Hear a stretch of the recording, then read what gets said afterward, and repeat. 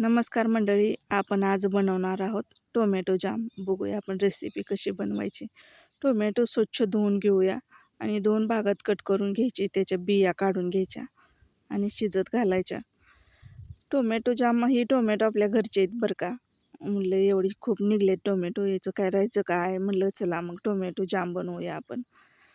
तर ही मी असं बनवलं आहे बघा टोमॅटो जाम. शिजवून घेतलं ना, त्याच्या मग असं गार होऊ द्यायचं आणि त्याच्या साली काढून घ्यायच्या, म्हणजे छान असं बारीक होतं एकसारखं. परत त्याला गाळणीतून गाळायला लागत नाही किंवा फिरवायला लागत नाही, काय नाही. म्हणून त्याची साल काढून घ्यायची गार झाल्यावर. आता हे सगळं आपण पुरणाच्या चाळणीत ठेवूया साल काढून, म्हणजे पाणी पण नितळते, जास्त पाणी होत नाही नंतर.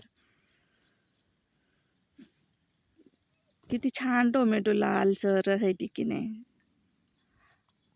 त्यामुळे लालसर असा कलर पण खूप छान आलता त्याला जामला. मिक्सरला आता बारीक करून घेऊया आपण. उन्हाळा चालू झाला आहे, आता भाज्याही खाऊ वाटत नाहीत त्या. मग असं बनवायचं नवीन नवीन काहीतरी. मुलं पण घरी येते, डब्याचं टेन्शन नाही आता.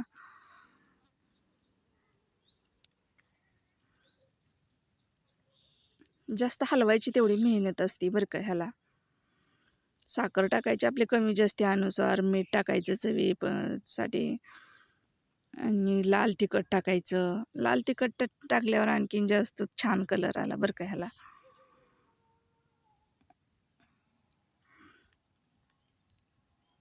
तिखट एवढं छान लाल होतं, त्यामुळं कलर पण लाल आला त्याला. आणि गरम मसाला टाकायचं.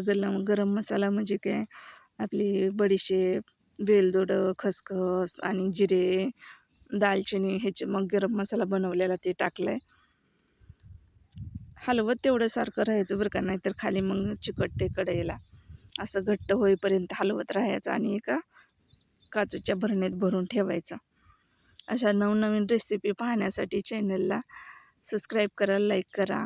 आपल्या मैत्रिणींना पण शेअर करा ह्या रेसिपी. घरच्या घरी आणि जास्त दिवस टिकणारा अशी रेसिपी.